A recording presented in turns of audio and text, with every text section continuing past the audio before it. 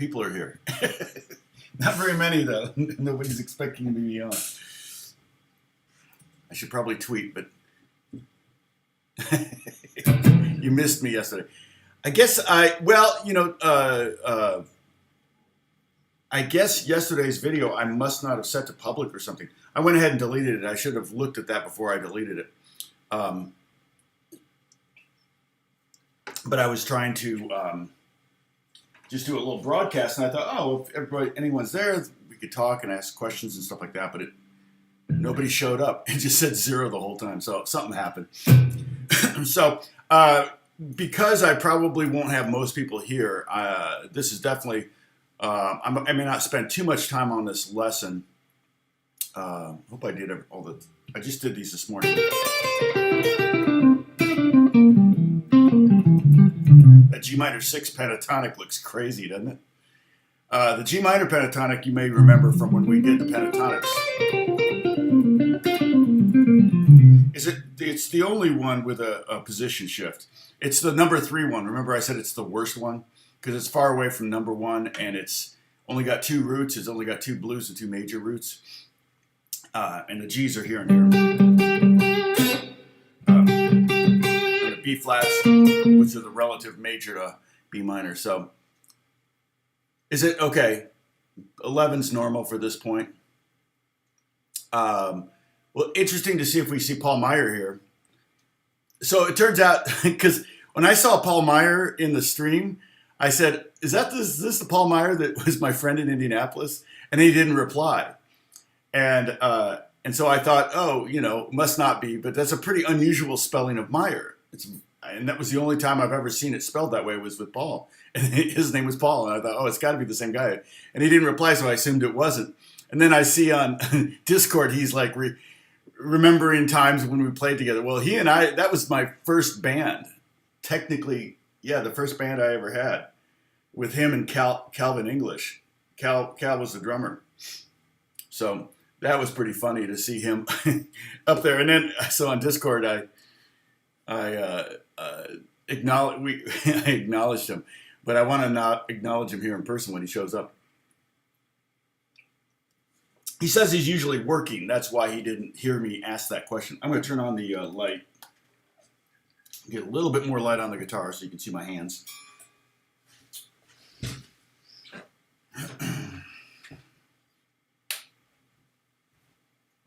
I don't know how long I'll go. Of course, I say that. I've said that before and gone 2.5 hours. Oh, wait. I didn't turn on the light. I turned off my speaker.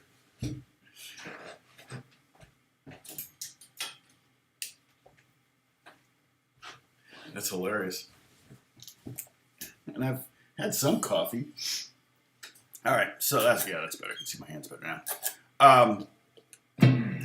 Yeah, so, but I probably will. I mean, I know for sure, for a fact, on Monday I'll reiterate this. I'm pretty sure I'm available Monday. I've got something going on next week, but I think it's Tuesday.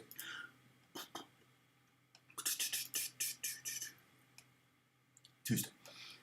Yep. So I'll be busy Tuesday. Okay. So we can review too. That would be a good thing to do today. We can review. So we past couple lessons we did these shapes, and then the first lessons we did these shapes. And so if we just look at the top shape, that's the G minor pentatonic, number 1, everybody's favorite pentatonic shape.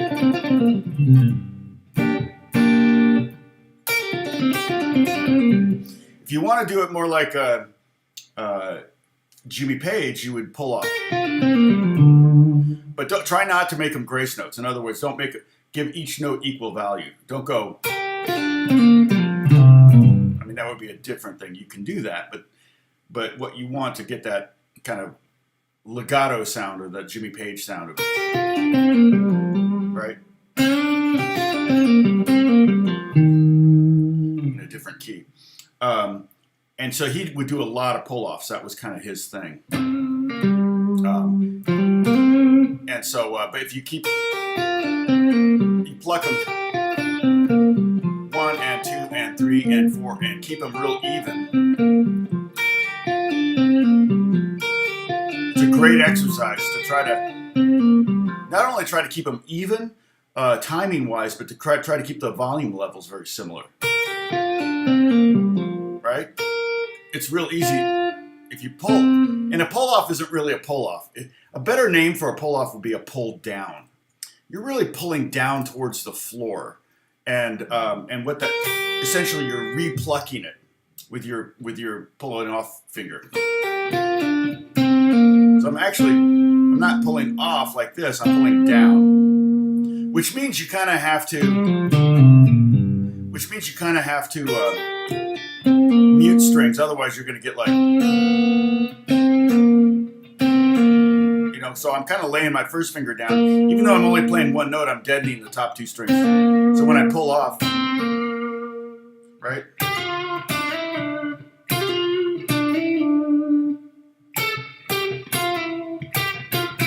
Oh, Black Magic Woman, but okay. So when I'm pulling down, technically, and I don't even need to pluck. You can practice doing pull-offs without plucking beforehand.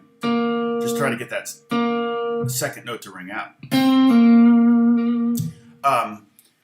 And we can talk about embellishments too. That could be a whole series right there.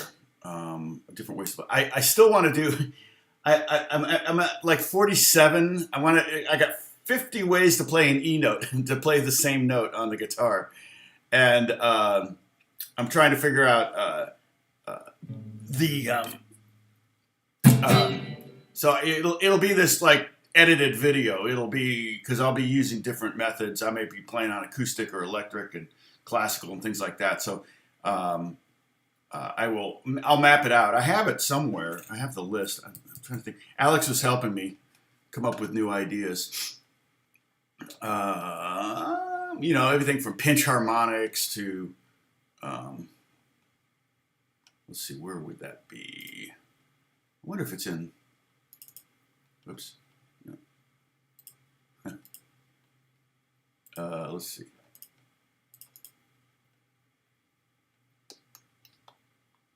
Yeah.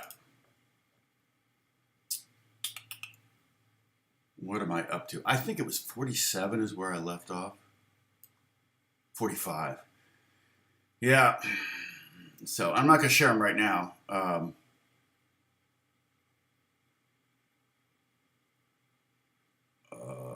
Did I do the...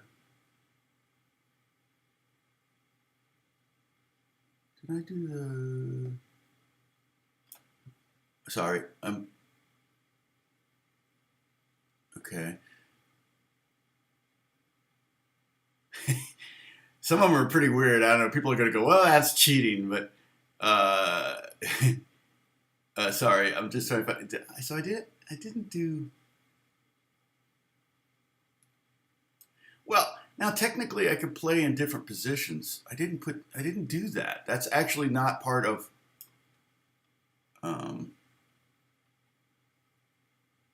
the way of playing it, which is interesting. I didn't do that. Let's see. Looks like I've got a lot of... Well, not right, yeah. Raschiato. I could do tremolo. Did I mark that one? It's... I put it after Raschiato, so I'll remember.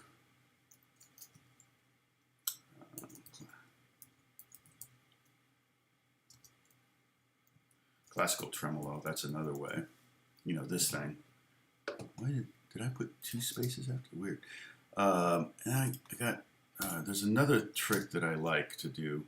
I call it a Jeff Beck whammy trick.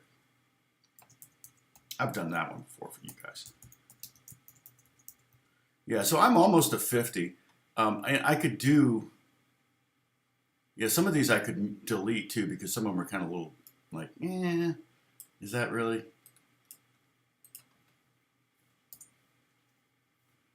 Whoops. There we go. Pinch harmonic, yeah. I have regular harmonic, surely. Tap harmonic, artificial harmonic, natural harmonic. Those are all different. I could do a whole series on harmonics. I'm losing, I'm losing viewers. I'm going through, so another, I'm going through my document here that I'm trying to. I want to do a video because my hope is that it would go viral. But 50 ways to play the same note. What I should do is like, I don't think I could come up with 50 different costumes or even shirts. You guys know that sometimes I just wear the same shirt like days in a row. And that's not just a COVID thing. You work from home and you walk to Starbucks and those are the only people you see every day. So, oh, hey, Brian W. Hello, all, goodbye, all. Off to take my wife to lunch at their doggy adoption event. Hopefully we'll have less than 20 doggies tonight. I hope so. God bless you all. God bless the both of you for doing that too. That's such a good thing. Jam with Alex today? Well, yeah, tonight at church. If you want to log in and watch us at church, he's playing tonight. Not tomorrow, but he's playing tonight because he's leading worship at his church tomorrow. So you can log into theshepherd.com, I think, at 6 o'clock. But don't be late. Although I think you can watch it on, if you're on the Facebook page, I think you can rewind the video and see the worship. So they push Alex out front and put me in the back. Put the pretty people out front. So yeah, that's not too unusual. But I'm just grateful that they keep me around. So yeah, so this is interesting. Just funny how I'm thinking. I mean, I've got open.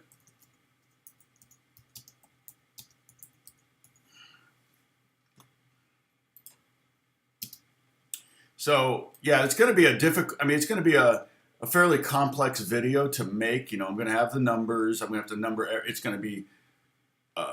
I mean, some of these will be able to be the same shot. I'll probably organize them that way.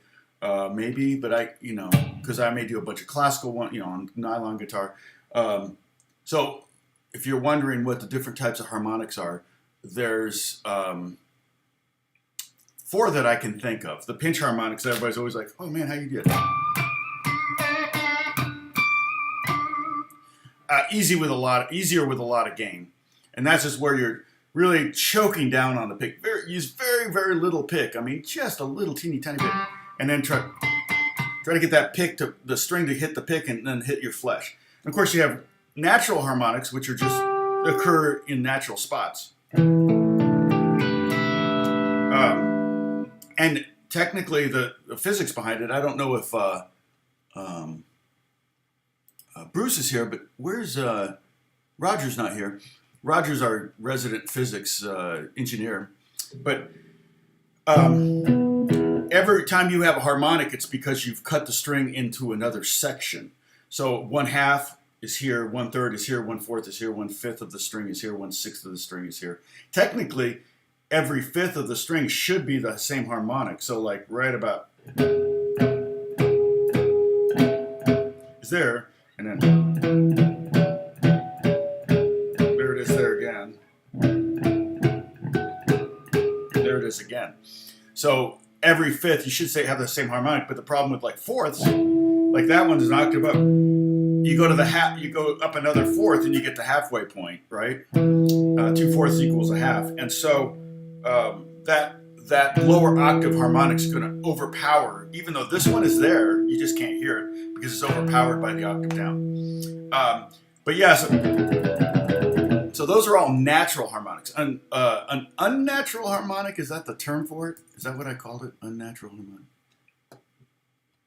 Or no, artificial harmonic. Sorry, not unnatural. For unnatural kernel knowledge. That would be if you go up, you finger a note, like say a note that you wouldn't normally have, like C sharp. You go up 12 frets, and you got a harmonic there. If you go up, Eddie would take advantage of that kind of stuff.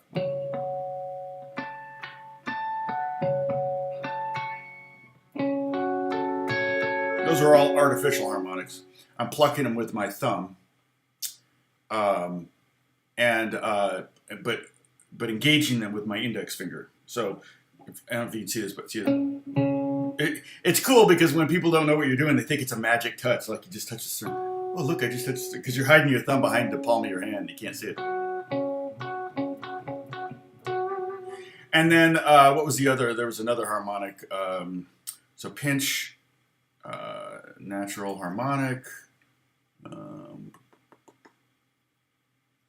Thought I saw 4. What was the 4? Oh, tap harmonic, yeah. And Eddie would do that. Again, that's one that's better with a lot of gain. So anyway, so that's. I think I won't have a problem getting a 50 whiz. I'm kind of at 48 now, but I may do. I mean, I could consider this 1, 2, 3, 4, 5 right there. I don't have a 20. Do I have a good?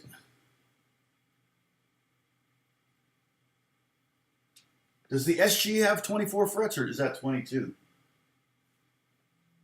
7, 6, 15, 17. No, it's 22. Okay, bummer. I don't have a guitar with 22. I did have a guitar. Somebody gave me like I think it was like an Ibanez heavy metal guitar, but I think I gave it to someone else. Hey, Mila, happy Saturday from Finland. Happy Saturday from Los Angeles. Let's see. How are we doing here? 18. Not great, but that's okay. This is not my normal time, so I wouldn't expect people to show up. Let's just review the G minor pentatonics, the 3 G minor pentatonics, okay? 3rd fret. We start with our first finger here and go 3, 6, 3, 5, 3, 5, 3, 5, 3, 6, 3, 6. And notice the top note in each string is here, here, here, here, here, here. The bottom note's all just that, right? See that? All those dots in a row? The top part is here. Okay? That's going to be the bottom of the next one. So look at that shape. Look at that, 1, the 6, 5, 5, 5, 6, 6. And I go to the next slide, and there it is at the bottom of that one.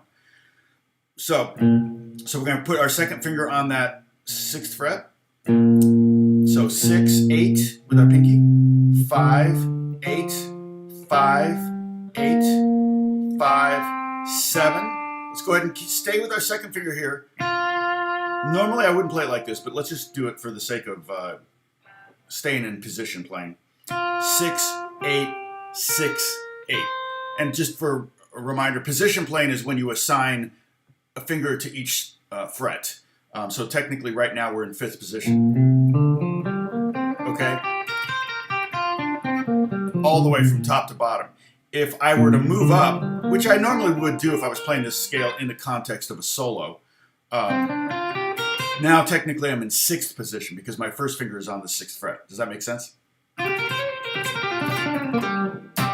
Okay, now let's go to the next one. Oh well, look at the top. So if we look at the it's 8th fret, 8, 8, 7, 8, 8, right? You see all those notes there? We can't even play them all. I guess I could play them with bring it over my thumb.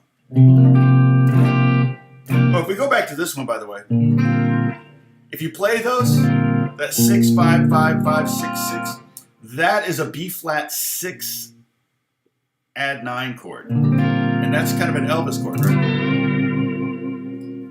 You might do something like,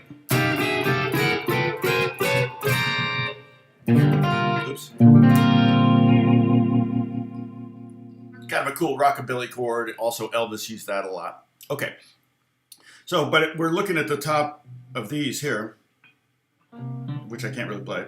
But we go to the next shape. Again, we're just looking at the top shape, the G minor pentatonic shape. And now we have pentatonic number 3, which is our least favorite. And it actually has a position shift. Both of the G minor pent in this position and the G minor 6th pent both have, we're going to have to move our hands around a little bit. So I generally will play this like this because it just makes sense. Why, there's no real reason to play it with the second finger. So I use 1, 3, 1, 3. So we're at the 8th fret, 10, 8, 10, 8, 10, then shift down to 7, pinky with a 10, shift back up to 8, and then pinky on the 11, and then 8, 10. Now, also just add this note. Okay, there's our blues note right there, and that's just such a great one to have in your hip pocket because it's just right there. It's right there, right between the that fourth and fifth, which means it's a flat 5. Okay, it's a D flat, but it's right there with your second finger, nice and strong. The other place is there, and it's convenient if you're just playing. It's the same as doing in pentatonic number 1, same exact notes. Again, the thing that always jumps out to me is the sonic difference, and it may not translate through the speaker or the microphone that I'm using on my iMac, but the sonic difference between and this, to me, in this room right now, is pretty drastic. Maybe not as drastic as that, but that's definitely very woody. And you know what's funny about that too is it's kind of like a singer. When you're listening to a singer and he has a low range. I'm trying to think of someone who I think, if I'm not mistaken, you guys can correct me on this, but I think James Taylor has a fairly low voice, and when he's at the top of his range, it sounds like a high note, right? It just sounds higher. And then you listen to who's the singer for Journey, or the original singer for Journey. Dang it, I can't think of his name offhand. Or even like Robert Plant, or the singer for Foreigner. Anybody in the 70s, it seemed like everybody had to sing. All the rock singers had to sing really high, and when they sing their highest note, it sounds high because they're struggling. Or you can hear their voice kind of barely making it, which is cool, which is kind of the sound they're going for. But every singer has a different range, and so some singers with a lower range, when they go for a high note, you think, oh man, that's really high, and then you go to sing it, and you go, well, that's not that high. I can actually sing a James Taylor song, but I can't sing a Journey song. So, I know you got. Oh, Steve Perry, thank you so much, Charlie. I know you're all saying it. You're all going, Steve Perry, Steve Perry. You're yelling at me. I'm like, I can't hear you. At some point, we should do a Zoom thing. I don't know if that would work. How would that work? But I guess I could go on Discord and say, okay, here's a Zoom invite. I could set that up, right? Oh my gosh, that would be hilarious. Okay, so those are the 6 minor pentatonics. Again, this way. This is a little bit, I feel a little bit softer laying. We won't do any licks today, but let's go back and get the G minor 6 pentatonic from 2 lessons before, 2 positions before, and let's do all 3 positions. I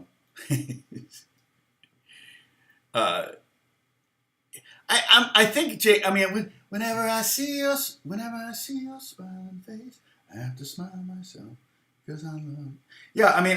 I feel like I can sing along with a James Taylor song, but I can't sing along with a Journey song. Without like screaming in my car. You know what I mean? Sting is another one. Roxanne. He's singing that D. The highest note I ever want to sing is this D. When I'm leading worship, I really try not to make the congregation go beyond that note. Altos hate me, but sopranos and tenors love me. So. And I haven't led worship in 15 years, so that's not likely to happen anyway. But excuse me. So it different. Like I said, I think it seems like James Taylor. He may be able to sing higher than he does on his records, but he has a sweet spot that he likes to sing in. And I know, like, hey, Jan, good to see you. Okay, so let's look at these G minor 6 pentatonics. We'll do the 3 of them up the neck. So here we are. Start with your first finger on the 3rd fret on the bottom string. 3rd fret, 6th, 3rd, 5th, 2nd, 5th, third, fifth, 3-5, and 3-6. Let's do that again. I'll just call out, I'll try to call out ahead of time so you can play along. So 3-6, 3-5, 2-5, 3-5, 3-5, 3-6. Okay, let's go to the next position. So we're technically around the 5th fret. Actually, this one is purely position. In fact, all 3 of these are nice because they're all in the pure positions. They don't move at all.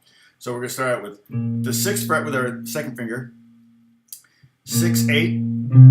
Then we have 5-7, and then 5-8, 5-7, 5-8, and then 6-8, just like the bottom string.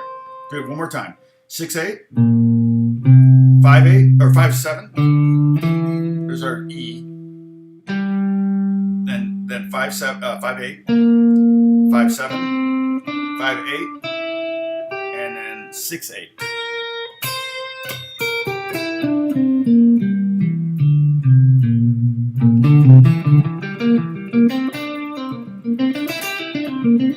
I love that. I love that scale in generally. And again, that works. That's the scale that we can use over the C7 chord because it acknowledges the E natural that's in the C7 chord. It's almost to the C chord. It sounds like a very Mixolydian kind of sound. But we can also use it over the G7, no problem, because it creates kind of, like I said, a happy.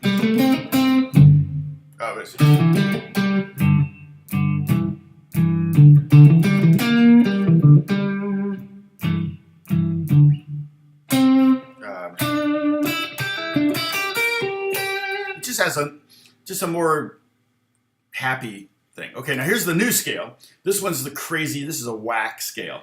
It's the same notes, but G minor 6, so we're looking at that middle scale there. Sorry. Yeah, I would say baritone. Tenor would be a high, and so that's alto, but like I said, Steve Perry, he's probably an alto. Same with, I think Steve Perry's short. Although it's funny because it's always like in the barbershop quartet, it's always the short guy that has the lowest voice. So, something about maybe the length of his vocal cord. I don't know. It's weird, but it's just, that may just be a parody. It may not actually be true, but it always seems that way in television. So, okay. So we're going to be kind of in a couple different positions. Primarily, we'll be in the 7th position. We'll put our 2nd finger on the 8th fret, and we have 8-10. Then we're going to go 7-10. See, there's our E natural, and then we're going to go see 8-10.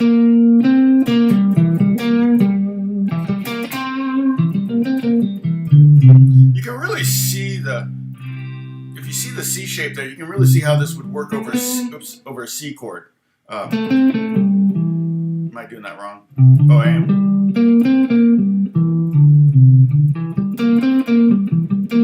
And then we're going to go 7-9. Then we're going to position shift and go 8-11 and 8-10. But if I'm going to do this scale, I'm going to probably stay in this kind of 8th position, right? Because that's got the E in it. There's the G. There's a B flat. We're doing the 2nd scale here. Right, we got the D and the C. Here's the root.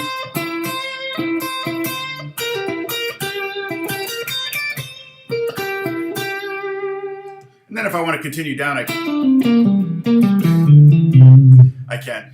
But the meat of the scale, the fun part of the scale is really at the top 3 strings. And that's often true. That's often true of a lot of the pentatonic scales, okay? So those are the 3 minor 6. Let's do it one more time because I kind of screwed it up this last time. So we're going to go ahead 2nd finger on the 8th fret.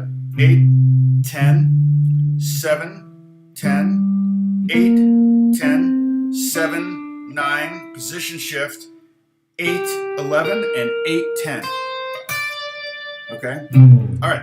So let's go to the first lesson and look at the D minor pentatonic. And remember, we're down here again at the 3rd fret. And this is pentatonic number 3, our least favorite pentatonic shape. It has a position shift.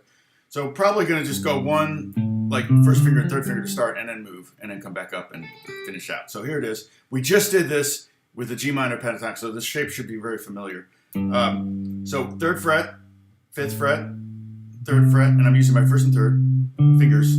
5th fret, 3rd fret, 5th fret. Shift down to the 2nd fret. Pinky on the 5th fret, 3rd fret, 6th fret, and then, sorry, my brain just shut off. 3rd fret and 5th fret. And if you want, again, we're playing over a D7 chord. You can get that little blues note. Works really nice over that. In fact, you can even do that. And then leave your 1st finger there and play that D7 chord, which is just C7 slid up. In fact, that even sounds good.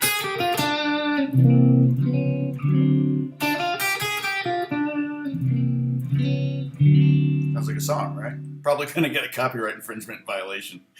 That's my song that I wrote with my computer and copyrighted. All right. But I don't know if you saw, but I guess I never got a notification. Usually I would get notification, but they took away those copyright infringements or the copyright strikes on those 2 videos so I'm undefeated still on YouTube because it was completely ridiculous. They were just bots going out there. They basically these companies that generate, have computers create millions of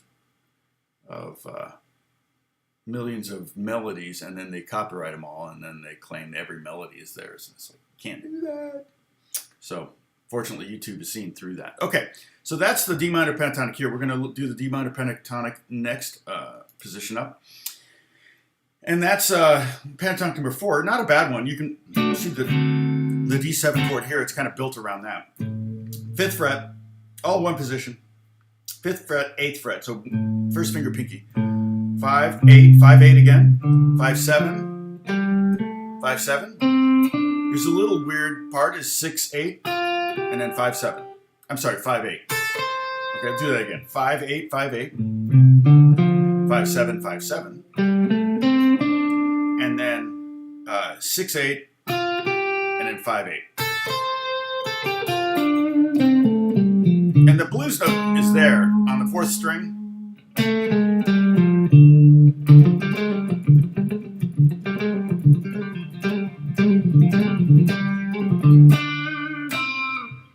Okay, so there's your little blues note there. Okay, now the new shape is not a new shape. In fact, we've done this before, although we haven't done it in this particular series of lessons. But this will be pentatonic number 5. So this is the last one. And you can see, looking at the bottom scale there, you see all every 10th fret is being played.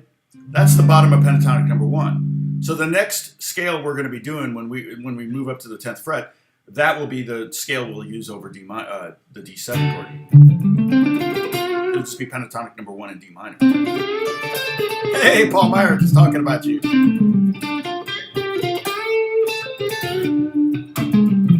So Paul, I even remember exactly where his house is. Paul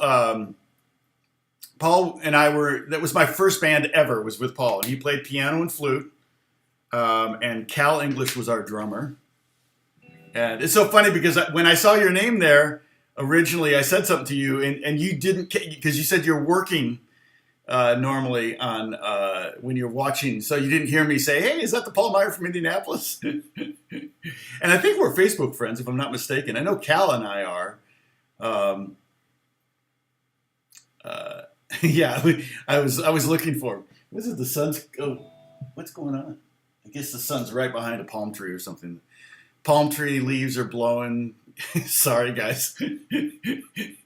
Rubbing it in. It's it's probably in the mid 60s out there right now. But yeah, Paul and I think Paul, the third song was an original. I think we wrote a song. I think that was our third song. I wish I may have it written out somewhere because I have all my music books from way back when. So I'll have to look and see because I remember writing. In fact, that was kind of the moment that I decided to become a guitar player. When my parents got divorced, and so I was 13. It was very traumatic.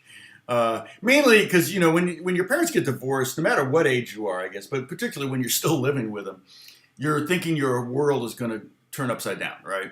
But my parents did a good job of making sure that we didn't have to move or anything like that. Got to stay in the same school, got to stay in the same house and everything. So, they managed to make it work. Probably barely, but they made it work.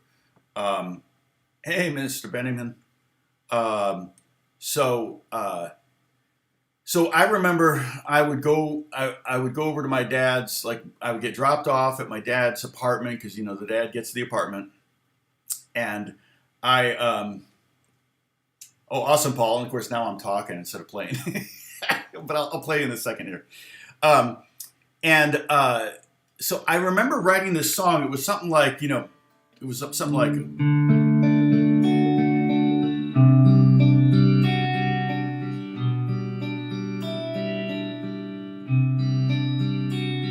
kind of like a Dear Prudence kind of thing. And Madrid, oh my gosh. I've not been to Madrid, but I love Barcelona. It's such a great city. Love Spain. Okay, so it was something like that. But not only did I write it, I actually wrote it out in music notation. I didn't really exist. When I was 13, it was 1974. Tab didn't really exist. So I wrote it out in music notation. And that blew my dad away. He was like, wait, how did you know how to do that? And every boy is looking for approval from his father. And I got plenty of that. My dad was very proud of all three of his kids because they all pursued the arts, and that's something that he wanted to do, but he didn't feel he could. So he went into a business he didn't really like. And so he was pretty much miserable his whole life in that regard. But he lived vicariously through his three kids. My older sister's a painter. My younger sister's a fashion designer, and I'm a musician. So he really loved that we kind of went with our passions, something that he didn't do. And all three of us successful at it. But all boys are looking for approval. And so that was like one of those times where I amazed my father, and that was the first, it was like, that's kind of cool. And so immediately I was like, oh, okay, this guitar thing maybe is something I want to stick with. It's something I want to really work on. So, and so so that was kind of one of those things where that was a major moment. And that was right before we started a band, Paul. We probably were 14, 15, maybe? Probably 13, right around that age, junior high. And I said the name of the band was Crosswind. I remember that because I had a contest in my neighborhood to name the band, and I ponied up $5 of my own money. And I don't know if we're going to get to snippets today because it's Saturday. I don't have enough people here. Well, 26, that's not bad. Whatever I do, I'm going to have to redo on Monday. Whatever we talk about, we're going to talk. So I'm just doing kind of a review up to this new lesson. So maybe I'll do some snippets. Anyway, so that was kind of key. So I think, like I said, the third song we did, so our three songs were Pinball Wizard, Stairway to Heaven, and I think an original song. And I don't think anybody sang. I think you played melody on piano or on flute or something like that, if I remember correctly. I don't think any of us had maybe I sang. I don't know. I rarely sang in any of the bands I was in, so I usually wasn't the lead singer. Okay, so this shape we're going to do here, pentatonic number, it's actually number 5 in the D minor. So we're going to start with our second finger on the 8th fret, and we're going to play 8, 10, 8, 10 again, and then 7, 10, 7, 10 again, 8, 10, 8, 10 again. Okay, and if you look at the bottom of that one, that 8, 8, 7, 7, 8, 8, it's the same as the top of the previous scale right here. Okay, that's how they all kind of fit together like puzzle pieces, right? They all fit together like puzzle pieces. They're not the same shape puzzle pieces, which is the same with puzzles generally. Nothing has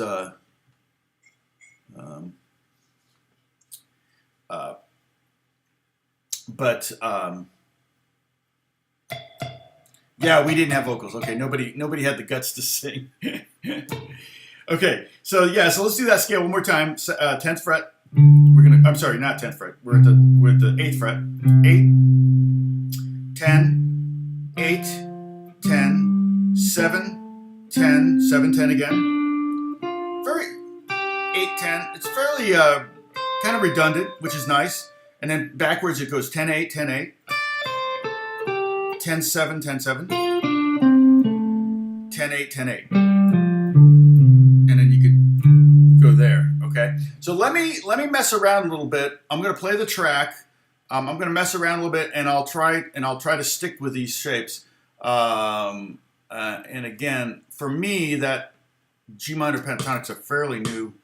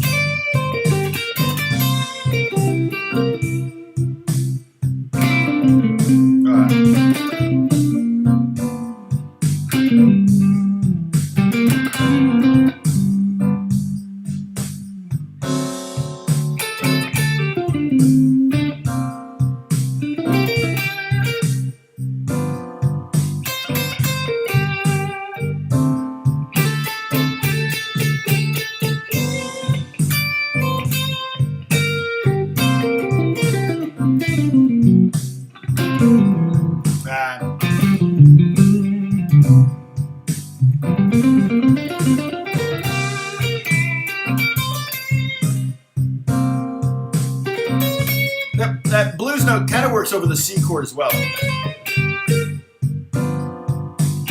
Now it goes to the D chord. Well, I get that A note in there.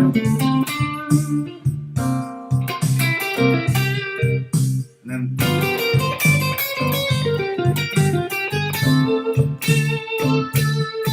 I'll play the top 2 strings.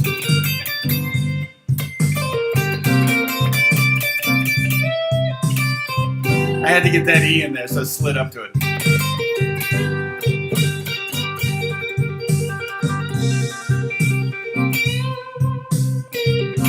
I'm just bending up to that note, not cheating.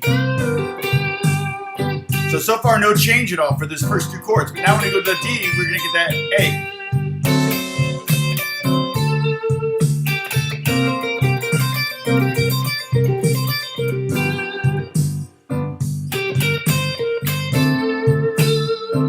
I'll play on the middle 2 strings.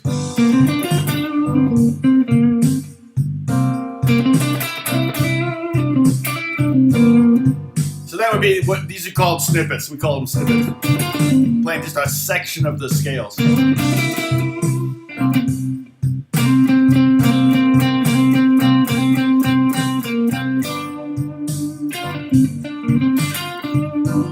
don't have a G there though in that snippet.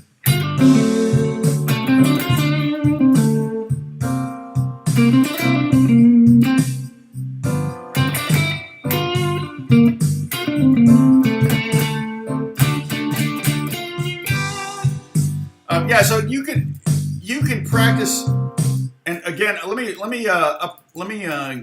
give you the link for that for that. Here it is. Get shareable link. Here's the jam track that I'm playing to.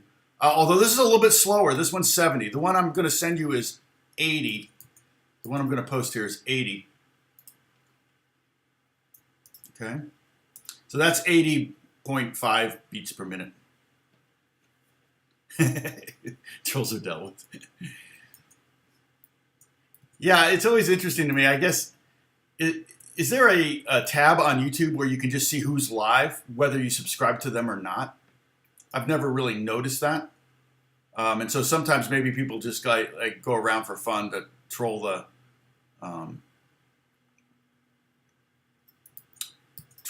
live streams. Wow.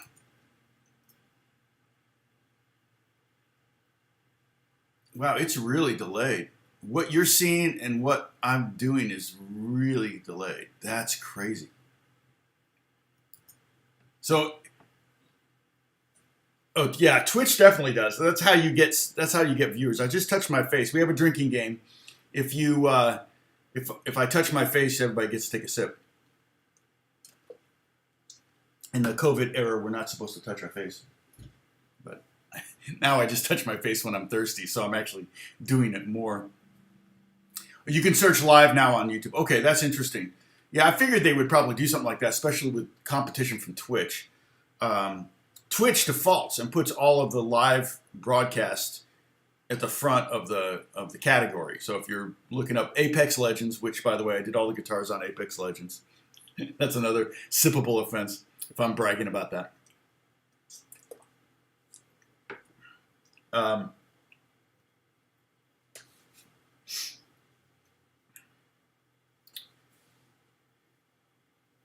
Oh, you have all your music in an attic box, Paul. That's cool. Yeah, I wonder. There might be something because it may have been a song you wrote. Actually, now that I think about it, it may have been one of your originals. So it could. I don't know. And then I had a band later with, and I'm trying to remember who was in it. I don't know if you remember, Paul. When did you move? You moved away from Indianapolis, right? Subscribed yesterday. Hey, John Bell, good to see you. We're kind of just chit-chatting mostly today. Sorry. We're doing a little bit of lesson. We're kind of doing a recap. And then this lesson I'm going to really probably hammer harder on Monday, and we're going to work on snippets. And snippets are just, I like to think of just grab two strings. And so like if you look at the like if we look at the second and third string on all three of these scales, they're all different. There's the G minor, there's the second and third string notes on the G minor pentatonic. Here's the second and third string notes on the G minor sixth pentatonic. And then here's the second and third string notes on the D minor pentatonic.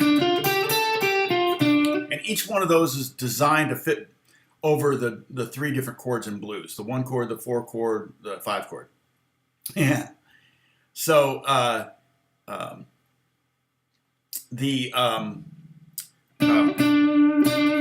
so the idea is that you can make a little bit of a change to your basic minor pentatonic scale. If we look back on the first lesson in this series, okay, up here on the top are the 3 scales, all starting on G. Even though the third one is D minor pentatonic, I'm starting on G. Just so you can see the subtle nuances between the scales, particularly between the first one up there, G, B flat, C, D, F, which is G minor pentatonic, and then the second one, and then the first one, and the third one. The second and third one are going to have more different notes because one's for being used over the D7 chord, and one's for over the C7 chord, which are a whole step apart. But we have to do to accommodate, to make a nice change for the C. And again, you can play G minor or G minor pentatonic or G minor blues for the whole chord progression.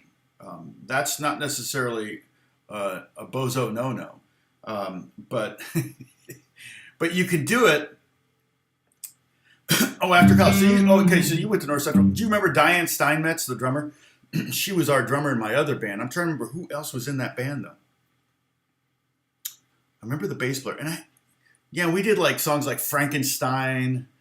I'm trying to remember that playlist. Oh, we did Carry On My Wayward Son. I remember having to learn that guitar part. That was a lot of work. So good though. I mean, like I always tell you all, I know some of you are my age or older and you've just beginning guitar, but the best way to get good fast is to play with others, to get in a band, even if it's just playing with one other person. Hey, Chelsea, good to see you. That particularly is a really good way to get better fast. Even if it's, because somebody asked me recently, how do you learn a song to the end? Which is, every guitar player will play the first, whatever,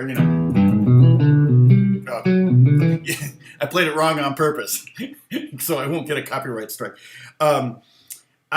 Every guitar player can play like the opening riff to a lot of songs, but can they play the whole song? Well, people are like, well, can you play the whole song? And it's like, do you really want me to? Because that song's 4 minutes long, and it's got a lot of just like jamming chords and stuff. Oh, nice. Yay, guitar shopping. One of my favorite things to do. Clearly. Clearly. Yeah, you should see my shoe closet. No, I'm just kidding. But the guitar players are notorious for learning the, just the opening licks or the main phrase of a song and not learning the whole song. And the reason is because it's kind of boring to sit there and just play the chords of the song while the vocals are going on. You want, the guitar players tend to be attracted to songs that have riffs. And, you got, right? We all learn that, but do we play the whole...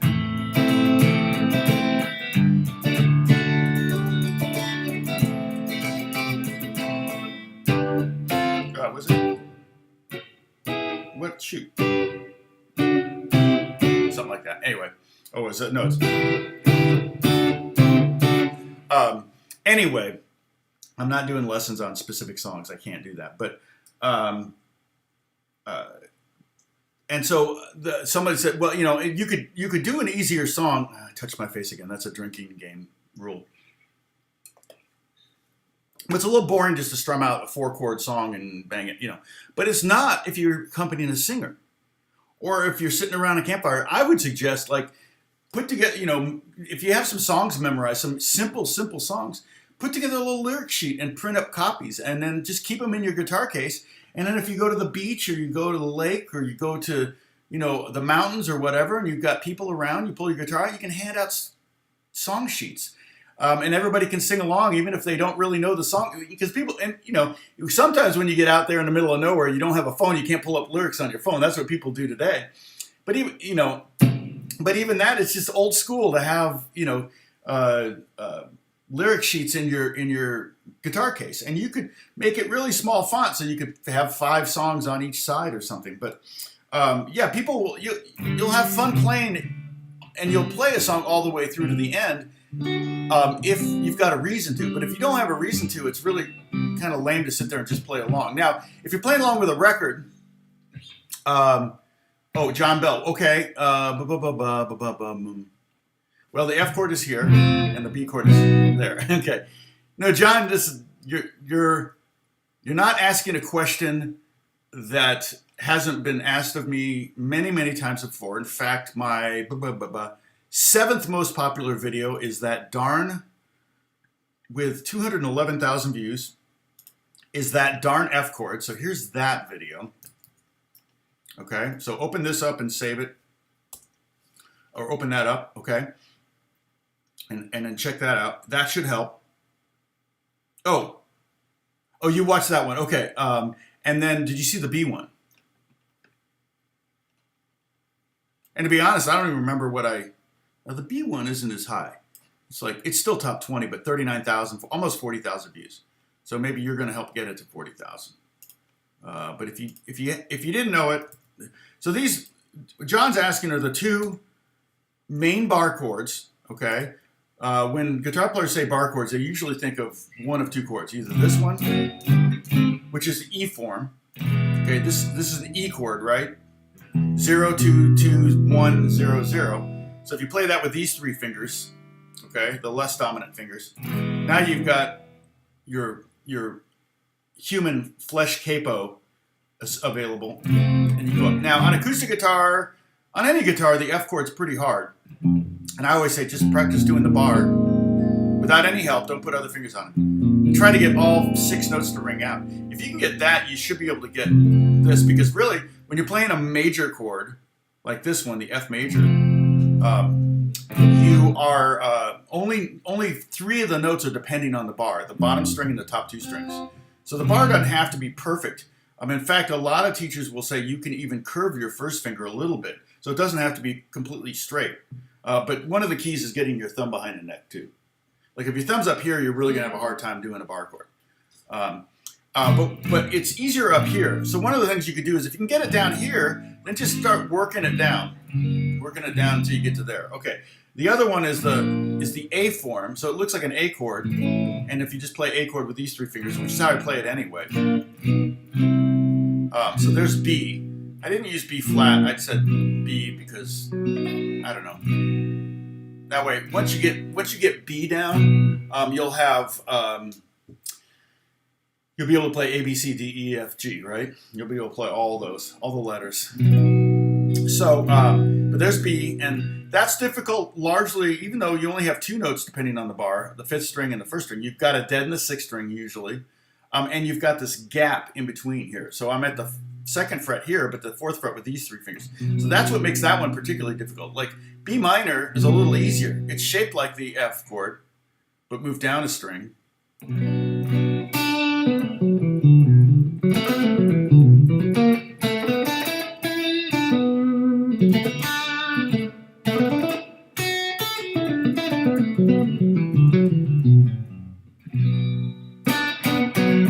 So anyway, what I wanted to know, can I rearrange my 2nd, 3rd fingers on the B? Oh, heck. Oh, I see. Yeah, some people play it like that, you mean? Where you put your 2nd finger in the middle of the 3. I see that. You know, also the other thing is some people, if you can bend this joint back, and I can't. Okay, I can bend this joint back. See that? I can bend my pinky joint back. But this one won't. Some people can do a double bar chord, though, and that's why it's called the double bar chord, because they bar here and they bar with this finger. So if you can bend that joint back, you might be able to play a double bar chord. Sometimes I'll do it with a, but I don't, a lot of times I'll do the beat like that shape, like this, but I'm not playing the top string. I'm playing the middle 4 string. Or I'll do it with,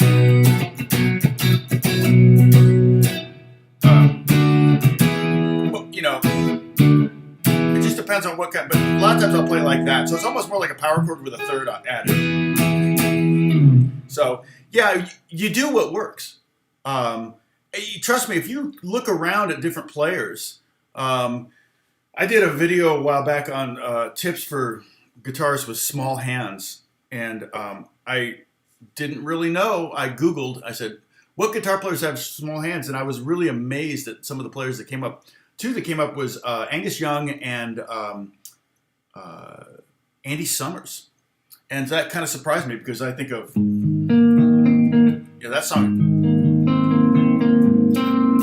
That's such a hard reach, and then to get that, I'm not even sure how he did it. Maybe he did it with a capo or something, but in the studio, because on the live, the video I don't remember. He's playing guitar in the video of the of the song, but I can't remember. Anyway,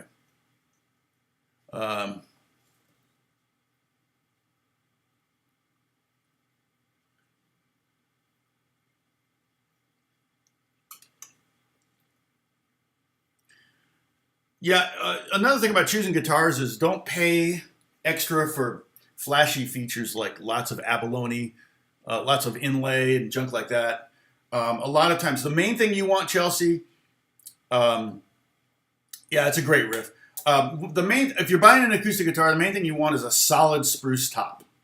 Okay, and they can't say it's solid spruce top if it's not. So in other words, the whole piece of wood on top of the guitar is a solid piece of spruce wood. The sides and the back could be laminated, meaning it has layers of different types of woods or you know, and that's not optimal, but you can go with that for the first guitar and not have to worry about that. And I think a lot of instruments have laminated sides because they make layers and it makes it stronger. But a solid spruce top is, if you're going for an acoustic, is really something you want to go. Yeah, I believe Andy Summers' hands are very strong.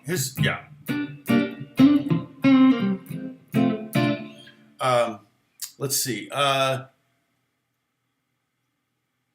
It's a hard song. I love the, because in I think it's an A flat, but the bridge is like. Let's see. Does it?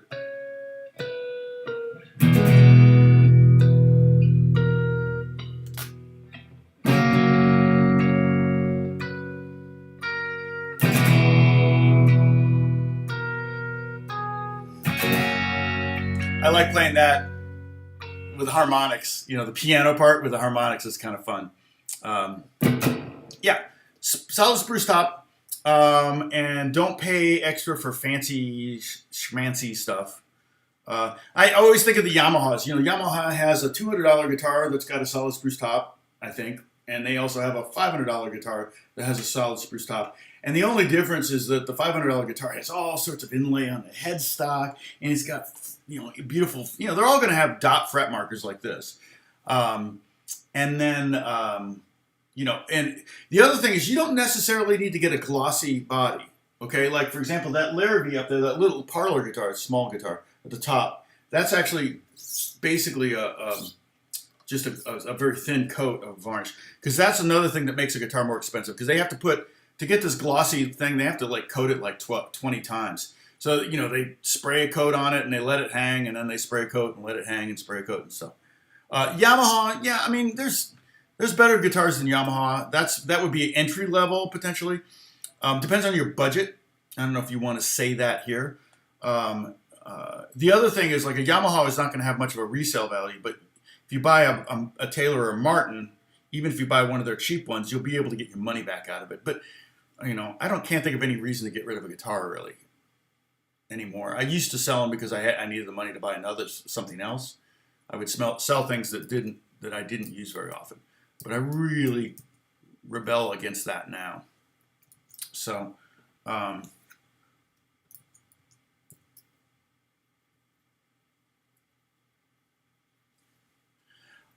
solid mahogany. I don't have any acoustics that have a solid mahogany top. I have solid spruce, and I don't think mahogany is very common. I have cedar top. My classical guitar, my Asturias, is solid cedar top, and my Loudon, the Irish guitar, I think a lot of their guitars have cedar tops. I think that's what they mainly use. So cedar top on that one. But I don't have any. I don't know if acoustics have solid mahogany top. But I'm not a big.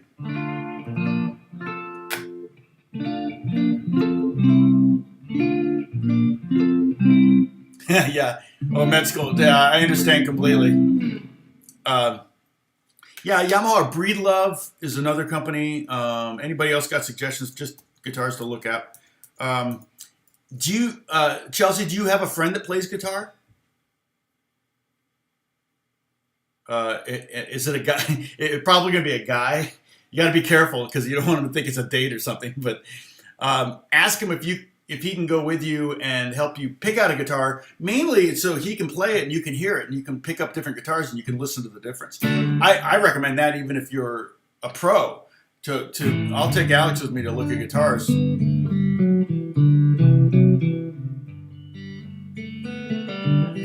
Hey, okay, well okay. Well, if you've got a crush on him, that's okay. You just say, I just need help picking out a guitar.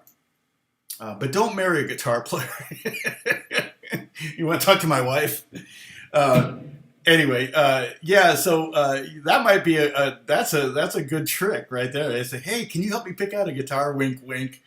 If he's already a guitar player, so and if you got a crush on him and you're looking for an excuse, hey, if he's a guitar player, he's probably needing to marry a doctor. Just so you know, so, or a lawyer.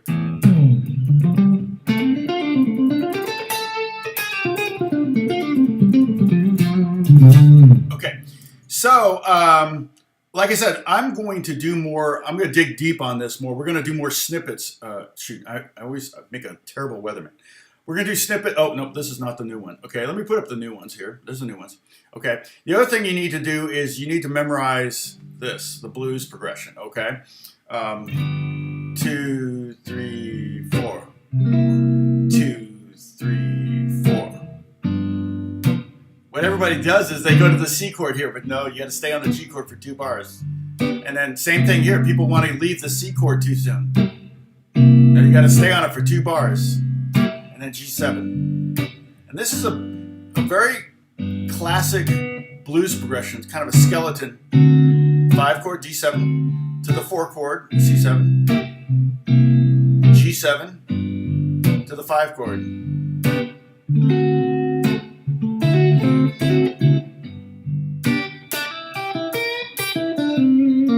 Oh, Tanglewood, I forgot about those. Yeah, those are good starters too.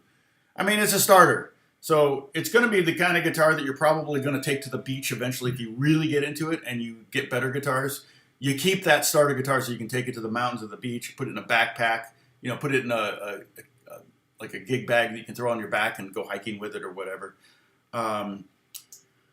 Or you may end up going you may do something with it like Alex has a 12 string that somebody gave him that was just a really crappy 12 string, and he strung it high strung like my Larrabee. See, I've got my Larrabee strung up high strung, which is basically the bottom 4 strings are up an octave. So this guitar is smaller than normal. It's a parlor shape. The top 2 strings are normal, but the bottom 4 are up an octave. See, that's an octave higher than a normal little E. But it allows you to get these tight voicings you can't get on guitar normally. Easy on piano, you just cluster your fingers together and you can create tight voicings. But on guitar, they're very difficult. So with a high strung, it's actually pretty easy.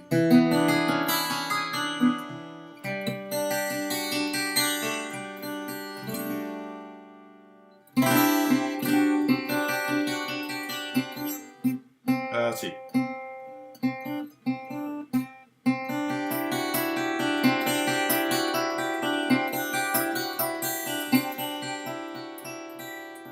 Oh, okay. Let me get you a link for the Discord. That's a good. Yeah, and Discord's kind of where the discussion continues after we're off air. Well, after I'm off air, and talk about. And also, Bruce is one of the YouTube moderators. He is building me a cigar box guitar, and you can check out pictures of that. Here's the Discord link. Oops. I think this is it. Dennis set this up. Thank you, Dennis. Tom, put up. Yeah, sorry, Bruce. Oh, it's funny. So there is mahogany acoustic tops. Okay.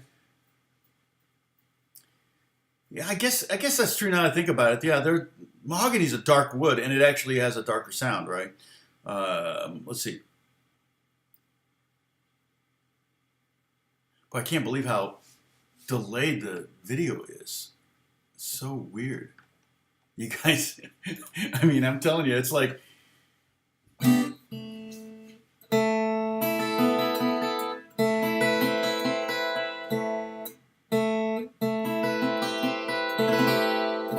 Everything sounds really pretty on the high strung. And a lot of times what I'll do is I'll track a couple acoustics left and right, and then I'll do the high strung in the middle. It maybe just...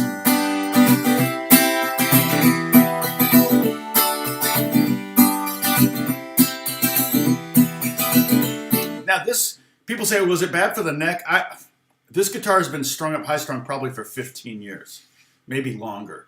It's the only way this guitar has been strung up. I'm not seeing any issues with the bridge or the neck or anything.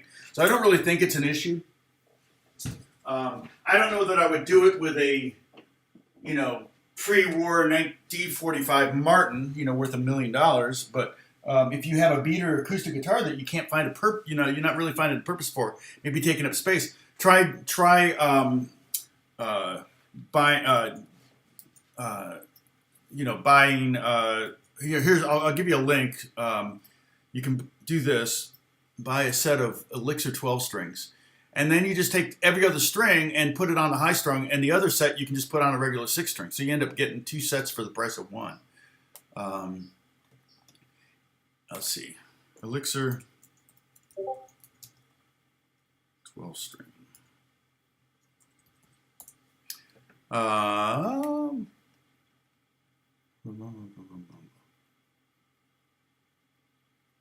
Okay, this acoustic. Here we go. Polyweb. You go with light nano web maybe. I don't know. I tend to like the little heavier. These are 10 to. Oh no, 10. Okay, yeah, because of the G string, it's not going to be 10. Okay, never mind. No, this is not the link we want.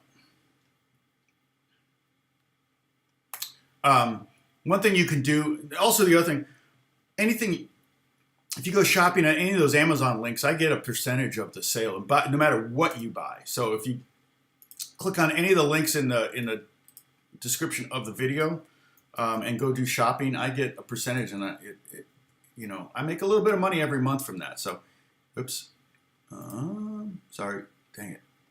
Oh wait, close. Okay, here's the link.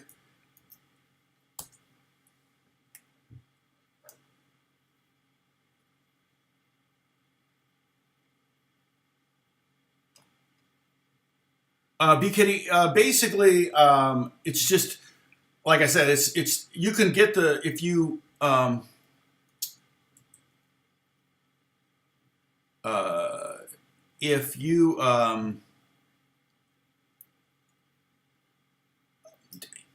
Chelsea, it's up to you. Pick or fingers. Some people strum with their fingers. You can strum with your fingers. Pick. A lot of times beginners have a hard time holding on to the pick. One of the tricks I tell people is just carry around the pick all day. You won't drop it. You'll be more likely to you know, not fumble your pick. So try to hold on to it, and then when you pick up the guitar, you'll be less likely to drop it. So you can just walk around. I can have a pick in my hand all day and not even notice. I can drive. I can, well, I guess I wouldn't put gel in my hair with a pick in my hand, but you get the point. And then let's see, the okay, B-Kitty, you were asking about, so if you look at the gauge of the 12 string, okay, so let's see.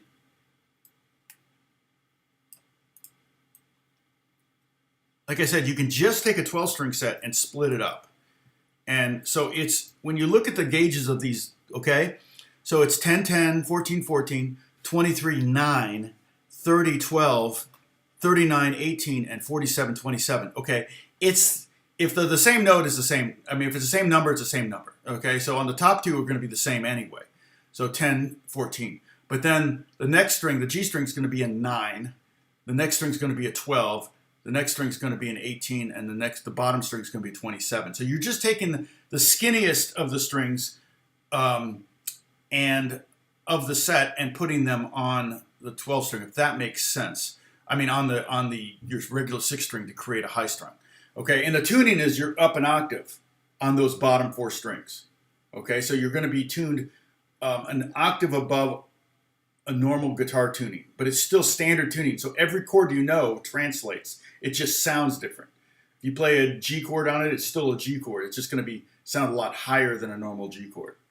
I have an electric guitar that's strung high strung too, and I was just using it yesterday on a pop track. Let's see. So what else?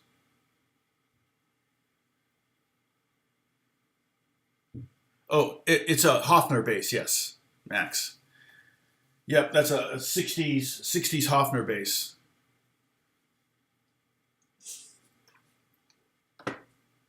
Alex has it sometimes at his studio, so it's just here right now because I was using it on something. Kind of goes back and forth between my place and Alex's place. Let's see what's going on. What else is going on? All right, so so the scales that you're seeing there, these are the new ones. Oh, I have to upload these. Okay, that's the other thing, is the Discord has all of the, anything I create, whether it's paperwork or diagrams or anything, I always update to the page Tom's Bookmarks. Let's see, did I get the last one? Yeah, okay. So I'm going to upload. Weird, those are not that button's not working again. Okay, it's all right. I can just drag them in, but it just seems weird that it's not doing it the right way. All right. Yeah. Upload, upload, upload.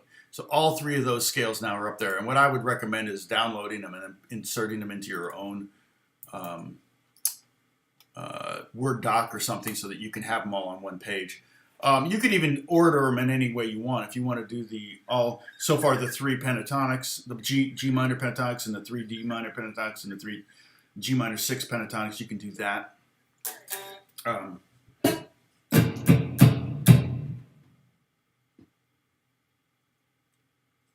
No worries. Yeah, so I think if you...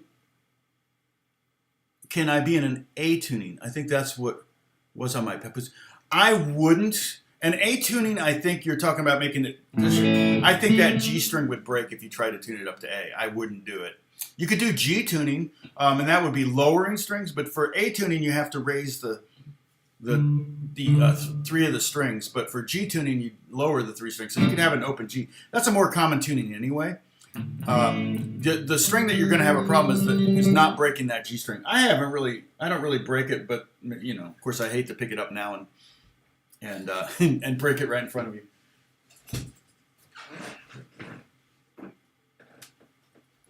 But it's standard tuning, so it's eat at Denny's, get bad eggs. You'll see those are the same as the electric. But then, see, that's up an octave. So again, I take so this is a 27. Then I take the 18 and I put it here for the A string. And then I take the 12 and I put it here for the D string. And then the 9, which is the skinniest one, is for that G string. A lot of people would take a 12 string and tune it down a half step, or even a whole step and then put a capo on. If you tune it down a half step, you put a capo at the first fret, and then that's standard tuning. If you tune it down a whole step and you put the capo at the second fret, you're in standard tuning. And standard tuning, again, is eat at Denny's, get bad eggs, EAD, GBE, E at Denny's, get bad eggs. Sorry, Denny's. Nothing personal, just a way to remember it. So again, that's an A chord. This is an E chord. This is a G chord. C chord, is A minor, okay? But the things that are fun about it is that sometimes when you start messing around with the voicings, you get a lot of interesting,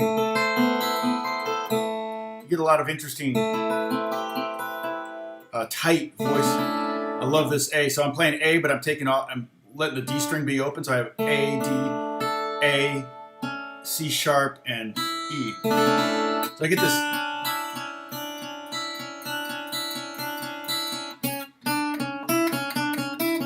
It's those notes all right in a row in a scale. It's easy on piano. You just put your hand, you almost sit on a piano and you create a cluster like that. But when you pick up a guitar, that kind of stuff is like you got to use 3 hands and your nose. And it's just impossible. So that's the beauty of a high-strung guitar. It's also kind of, I have a guitar that I string up African tuning, and that's also standard, but you just put a skinny string, like a 12 or something, on the D string and tune it up an octave. Whatever you're using on the E string, you could tune and put it on the D string. And that way you get like a ukulele sound.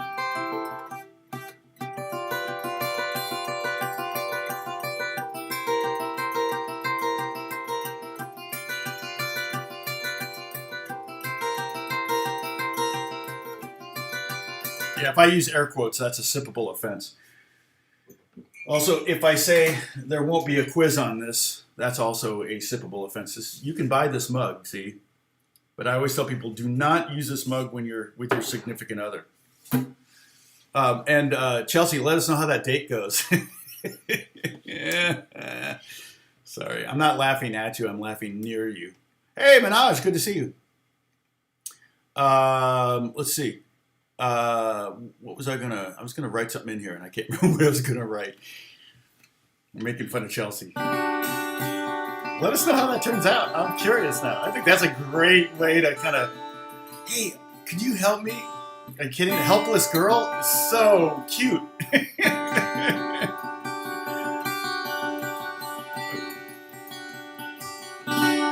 I mean, just the high strung just kind of like creates magic without even trying. You just play miscellaneous things and you just create fun stuff. But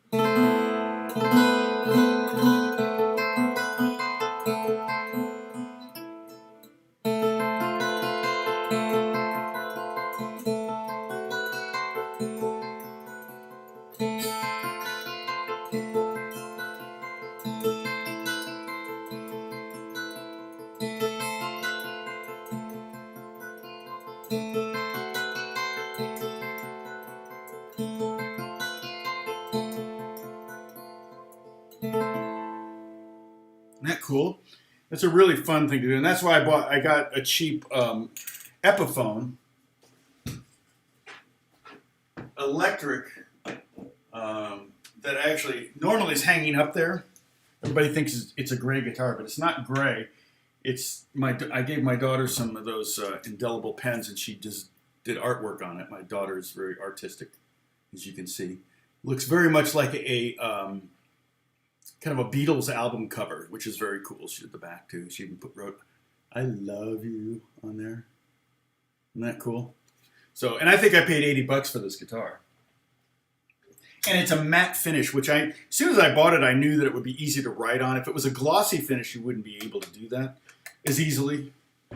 But same exact, you know.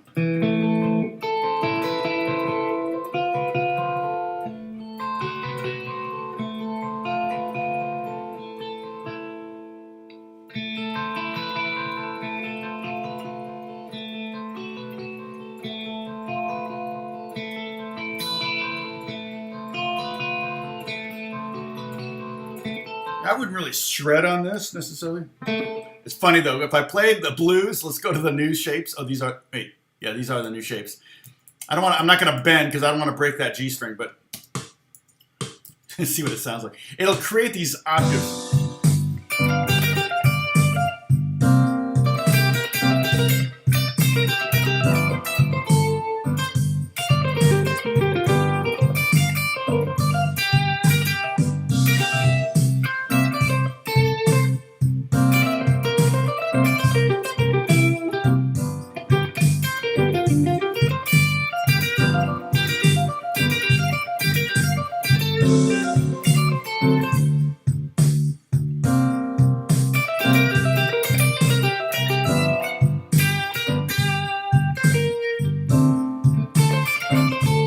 Anyway, one of the things though I have done in the past, not very often, but I've done it a couple times, is I have picked up this guitar to play a solo because it will make me come up with ideas I wouldn't normally, right? So I do that a lot to myself as a writer. And there's that book that I told you about, The Advancing Guitarist, and this is more for your advanced people. Mick Goodrick, I think.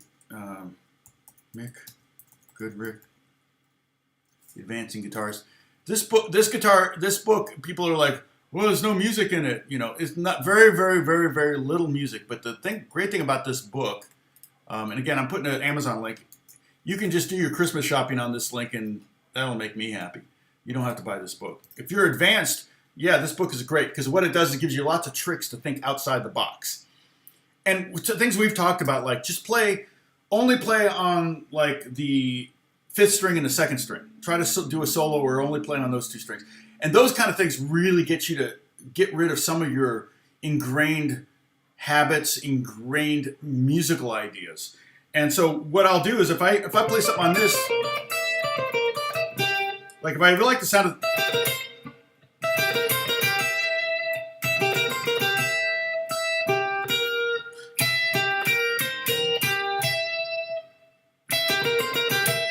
See, I can find it in standard tuning, in normally tuned. If I find something I like that can't be played like that, it's played differently, then I figure out how to play it on the other guitar. So that what that will do is having a weird tuning will go give you new lick ideas or new ways to play licks. You know, that might be a lick I've done. Like if I did this, I've done that lick a million times. But on this guitar, that note's up an octave instead of being down here. Normally it would sound like that. So how do I do that lick on a standard tuned guitar? Well, that's a good trick. So it's there. So I'd have. Of course now, but I have to go on a standard guitar to do it. But yeah, so it's great for that. Okay. The thing you should be sold in shops is a Tom Strahle guitar. Yeah, right? You imagine having that replicated 1,000. Emma would get a royalty on it, though. That would be cool. Yeah, it's definitely a really cool look. It's one of those things like, remember those pictures or books as a kid? Oh, I just noticed the cat. I never saw the cat before. Isn't that funny? Exactly my point. Those pictures as a kid that you would look at and you could just stare at for hours because you would see new stuff. There was an author I really liked because he would draw very detailed pictures that had like so much going on in the pictures. And it was just fun to look at turn every page, and it was like, oh, I could spend 10 minutes staring and trying to see things I didn't notice before. Like that. I never noticed there was a cat. That is hilarious.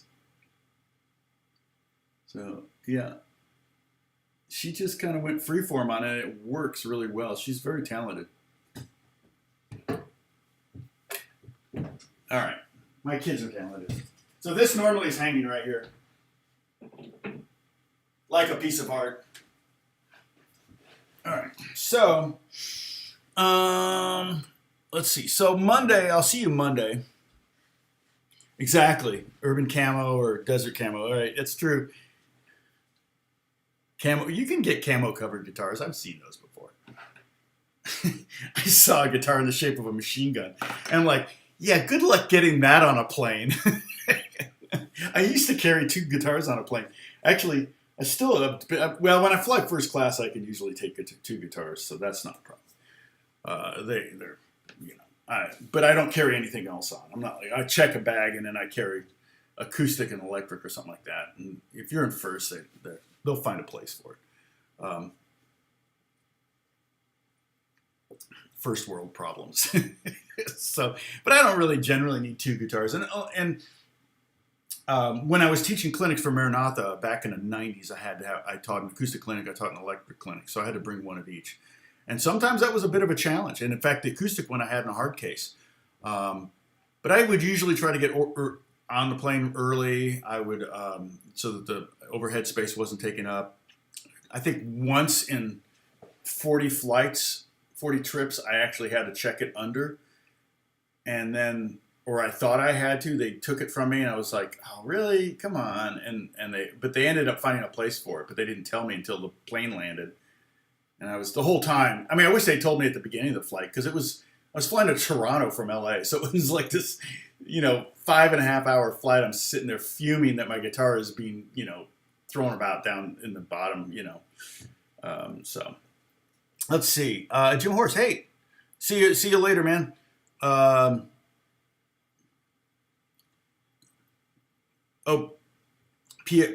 Reed Smith, do they do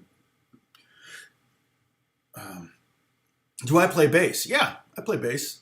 I play a lot of bass, actually, on mostly stuff that I write. Well, and then composers I work on.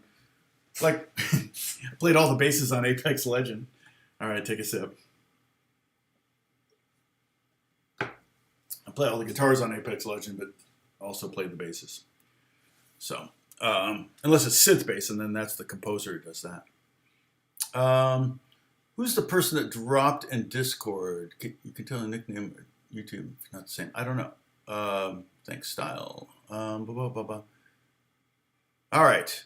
So I'm going to take off, but I'll be here back on Monday at 9 a.m. So I'm not normally here on Saturdays. This is unusual. So Chelsea, if you're busy with school and stuff, doctor, pre-med, oh my gosh, you're insane.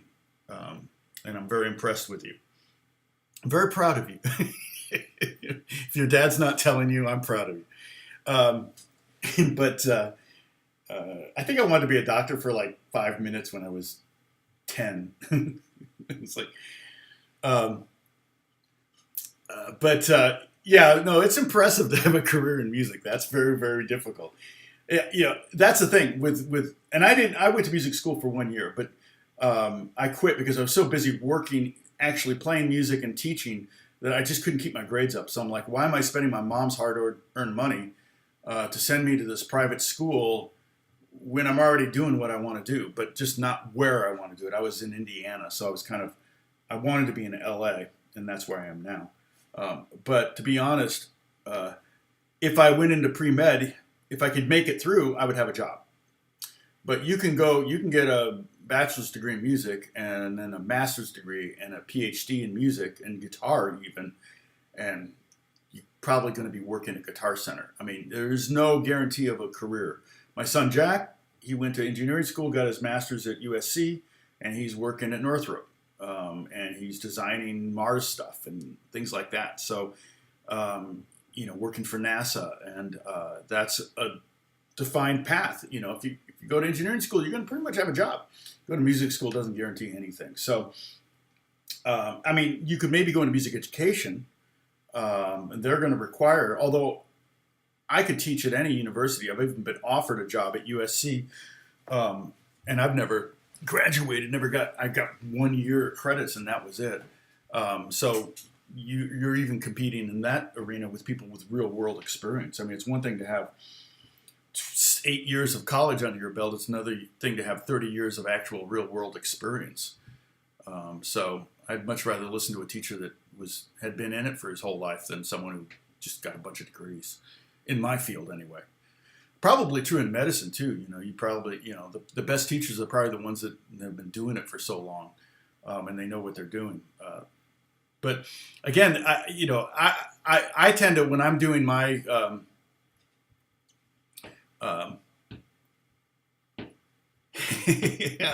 well, saving lives isn't bad, but I'm not doing that. So yeah, you play one on the internet. Yeah, I know. You give all sorts of COVID advice on the internet, don't you, AJ?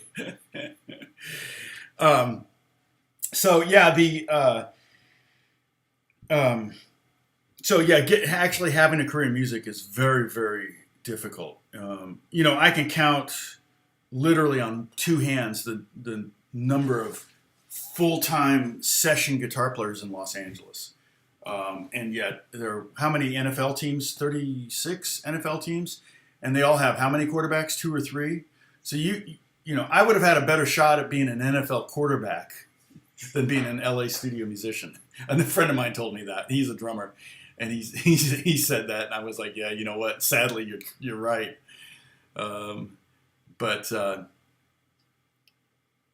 Yeah, if I get a doctor in music, it's funny because airlines know if you have a doctor before your name, and anyone who has a PhD in anything other, or a doctorate, in anything other than medicine should not put their doctor DR in front of their name, because the airline's going to assume that you can revive someone that just had a heart attack.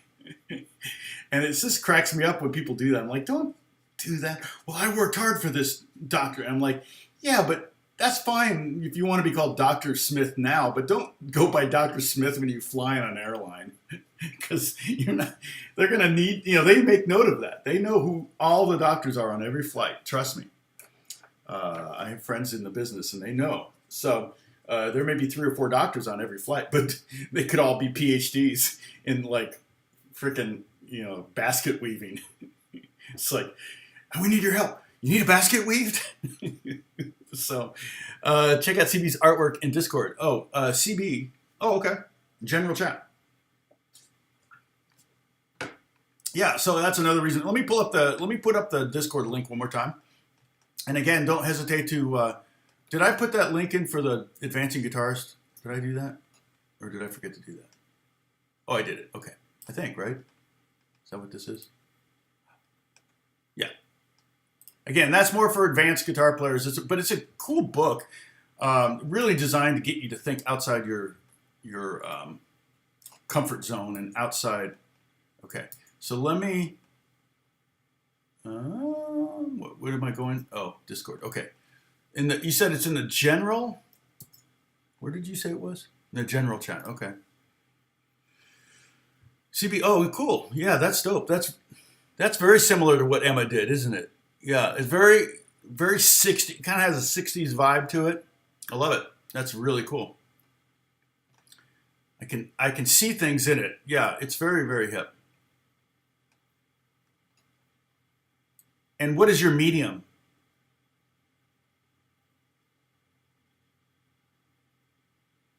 Yeah, I saw the colored pens one, the pencils one. Yeah, I saw them doing that. That was a ton of work for that thing. I don't remember it sounding very good either. Oh, you just posted one thing. So CB, is CB there? Is CB online right now? Is he here? Or I don't know if it's a he or she, to be honest. Hey, Peroni's here. Oh my gosh. Good to see you, Peroni. Oh, Franco's here. God bless you guys. Thank you for jumping in. Yeah, you can watch and go back and watch this later if you want. I don't know. Mostly just chit-chatting on a Saturday. I did go through them all 3 lessons of the pentatonic. So I did review all of those. So if you want to go over all those, you can watch from the beginning of this lesson and you can see all of that. And I played the G minor in 3 different positions. I played the G minor 6 in the 3 different positions and the D minor in 3 different positions, pentatonics. All of these are pentatonic scales because they have 5 notes, penta, 5. Pentagon, pentagram, all that stuff, pent. And then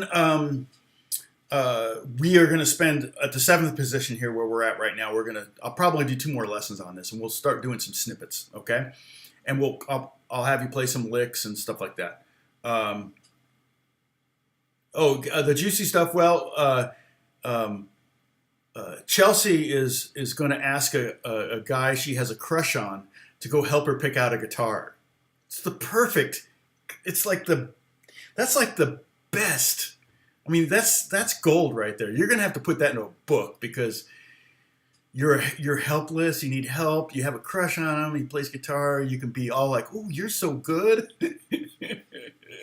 So that's the skinny on today. That's the big story today. I'm hoping that Chelsea's able to come in on Monday or Wednesday or Friday next week and give us an update, or at least on Discord. And I can tell she's got a great sense of humor, so none of this is offending her. I mean, it's not intended to at all. I think it's really dope. It's the perfect cover. You know, it's like secret crush kind of thing, you know, and and Chelsea, this is the best part. Can you show me how to play the G chord? He has to wrap himself around you, and how do you strum it? You know, ask him how to strum a G chord. So he's like, yeah, you'll be in heaven. So yeah, that's gonna be awesome. So how about a theoretical keys for 50 ways? Bruce, 50 ways to leave your lover? How about theoretical keys for 50 ways? Theoretical keys, like Locrian? So like I said, we're going to pick up, Bruce, be more specific on your question, and I'll try to answer it. So like I said, I uploaded all 3 of these diagrams up to the Discord in Tom's bookmarks. And so you can download those and put them in to play an E. Yeah, to play an E note. Theoretical keys. I don't know. I'm not sure what that means. But to play the E note, yeah, the 50 ways to play an E note. I'm up to 48, I think. I need 2 more. And I'm going to do a video on it. That's going to be a pretty elaborate video. But like I said, I think I will probably, a lot of these will be done in one sitting, and then I'll have to pick different things. And I'm going to have to do I think a lot of them will be close-ups. I don't even know if my face will be in a lot of these. And some of these I may get rid of. So I may have to come up with extras. Yeah, 50 ways to play E. Theoretical keys. Yeah, I get that, the 50 ways to play an E note. And I don't know if it'll be an E note, but I might make it an E note. I may make it any note. But I think every one of these could be an E note. I'm not sure if there's any artificial E harmonic. Oh, I'm not plugged in anymore.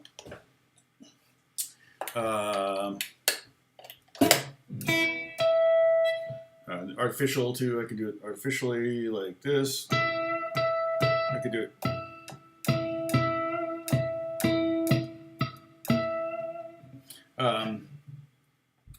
I could even do the whole video without talking, which would probably make it very popular. But I could literally just put up the different ways, and then because like one of them was even not simple, but just like the whammy bar up, this kind of thing, and whammy bar down. Though that's 2 right there. Whammy bar vibrato. So that I could even different different types of picks, like the bottle cap and which is one of my favorite things to use. Like I love using.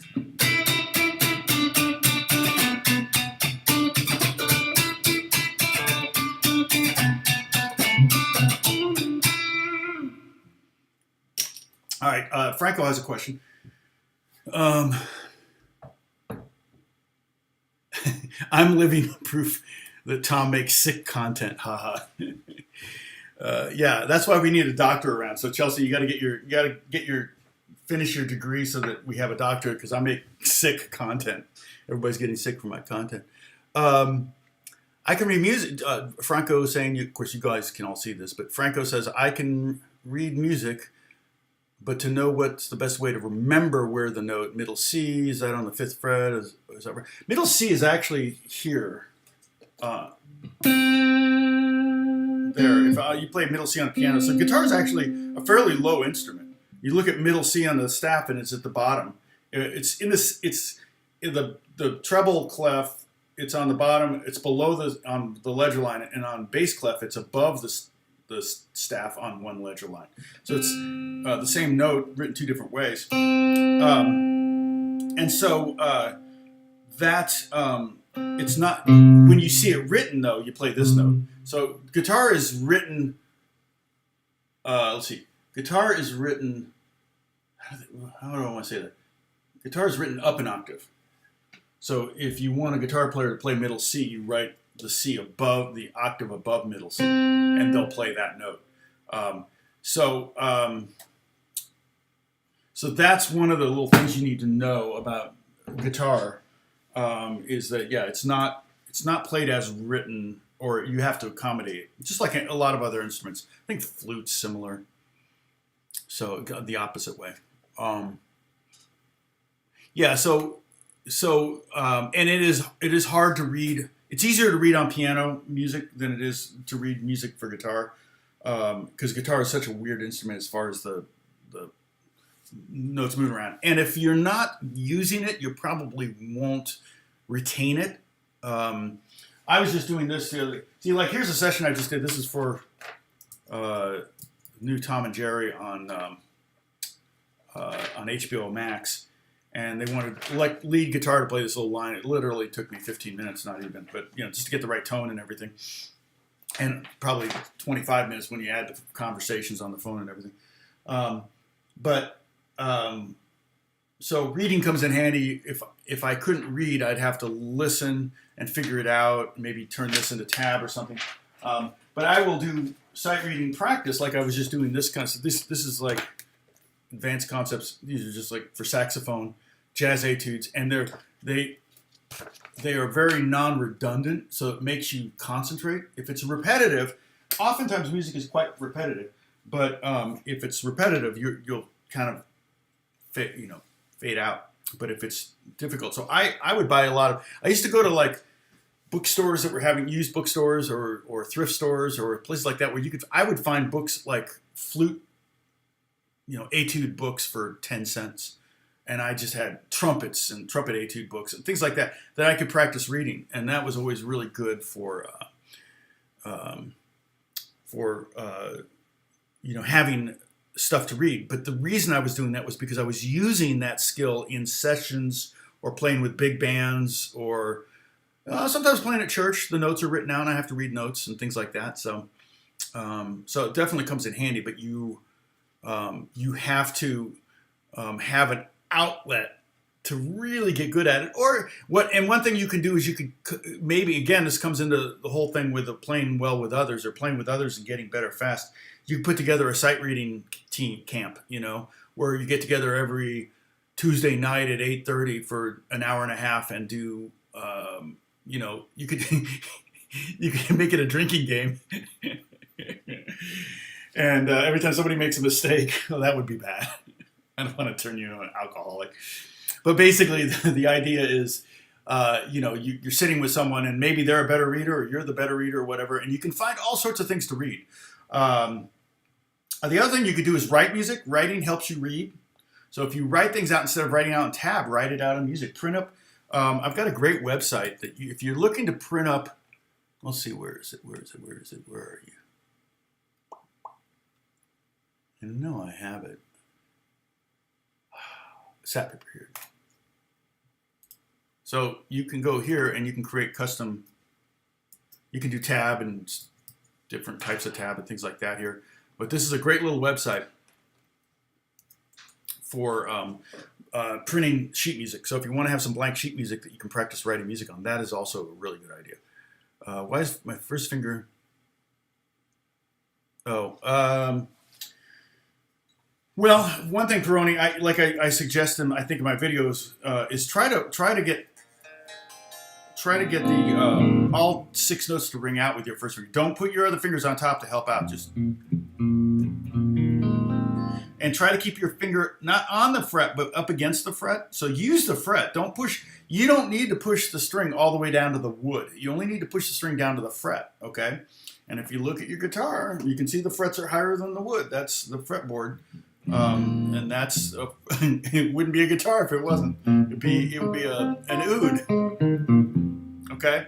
So the other thing is, remember when you're playing an F chord, you only have 3 notes that depend on that bar, on that first finger, here and here and here. So you can bend that string. Okay. You can bend that finger. I mean, as long as you get this note and these 2, it doesn't really matter what happens on those other ones. The other thing you want to do is keep your thumb behind the neck. Okay? If I'm playing open D or something like that, my thumb's going to be up there.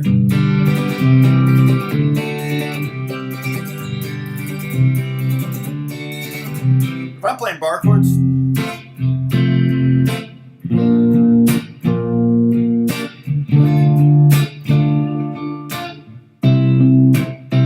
then I'm going to keep my thumb back behind the neck. Okay? Yeah, you can do baby F. Yep. Technically, you could play just this note and open G, and that's a lot more than an F chord. That's technically F major 9 over A.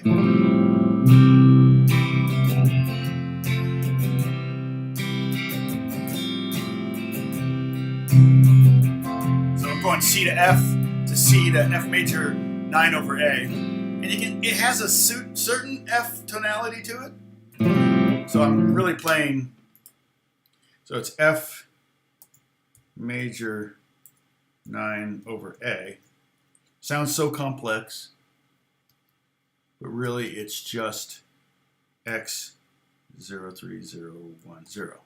And it has a kind of F tonality to it. It's not as pure as an F, obviously.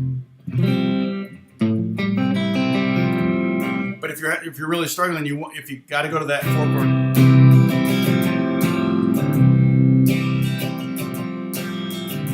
you know, you can even just go sus on the C.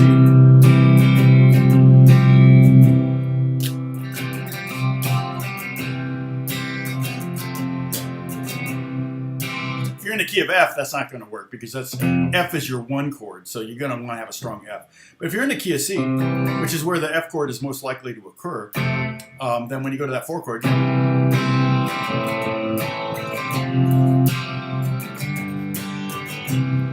minor, C sus, it can pass. So you can have cheater chords for the short term, but ultimately you want to be able to get the bar chords down. Easier on electric than acoustic. The action's lower. Yeah. Also, yeah. The nut is fighting you, and that's why you want to go as close to the fret as you can. So you get as far away from that nut in that first fret as you can. That helps. But you'll notice that the guitar string in general is a lot squishier. See, it's here at the 12th fret than it is up here. And so that's kind of what you're fighting against. You're fighting against that nut that's doing its darndest to keep that string up, and you're trying to push it down. Okay. Same thing when you're bending down here. It's really hard to bend down there because nut is trying to keep the string straight and on the straight and narrow. All right, it's been 2 hours. I'm going to sign off. I'll see you Monday, and we'll hopefully Chelsea will give us an update. Just making fun of Chelsea. All right, and John, good to see you. Thanks for subscribing. I appreciate that. Franco, good to see you again. Peroni, awesome to see you. And then Chelsea's just laughing. Yeah, hopefully soon you'll have a guitar in your hand. And boyfriend. Let's see. Yeah, hopefully it was a good time. I mean, I'm having fun here, but that's because I'm a people person, and this is about as good as you can get in the COVID era. So, so I will see you soon. Don't hesitate to do your shopping. You know, if you're going to do Amazon shopping, go for it. Just click on one of my links and then go for it. From that point forward, once you're in through one of my links, I think I get credit for everything that you buy at that point. And it's been cool. I've had churches go through those links and buy entire PA systems. So, you know, I make a couple $100 from that, you know, which is great. And every little bit helps. Every little bit helps. I would love to keep doing this. Although I would love to also get back to producing videos. So I feel like when the lockdowns finally end in 2028, I will probably go back to producing regular, you know, videos. I am still thinking about doing my super duper easy lessons. I'm going to call them super duper easy guitar. I'm probably going to I need to create a style guide and a plan that I'm going to stick with. I'm working on that. I'm kind of doing a spreadsheet to kind of figure out, okay, each lesson's going to have 3 different things being taught.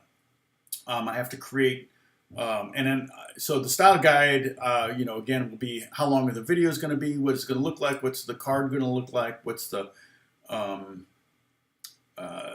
am I going to film it? Am I going to film it in here? Am I going to film it in the living room? That kind of stuff. So I'm trying to create a style guide so there's some consistency there, but I am only going to probably drop those once a week. So I'll probably film 10 and then drop them. But that may not happen until next year at the soonest. And then I also want to do that 50 ways to play the same note. And so that, I'm sure that'll be somewhat controversial, but it'll be interesting. And the idea is to give people ideas and ways to kind of be creative, even with the simplest phrases. Okay. So, all right. So again, just a reminder, Monday, Wednesday, Friday, generally I'm here at 9 a.m. Pacific. Chelsea, where are you located? I don't think we ever got that. Yep. Yep, Pacific Coast. And that would be 9 is, what is that, 5 p.m. in London. Oh, you're in Georgia. Okay. Yeah, so that's Eastern time zone, if I'm not mistaken. And so, yeah, that would be noon your time, which may be perfectly for lunch, but I don't know. I'm sure with pre-med, you're buried. So you're just taking a day off. That's why you're here. So anyway, thanks everyone for subscribing, and we will pick this up and go into greater detail on these very, very shapes here. And I will have easy stuff for beginners to do too. If you got a guitar in your hand, that's all you need to be able to do. We're going to do some one-note solos, so you know it'll be not too difficult. Okay. Okay. God bless you all. I'll talk to you soon. Bye.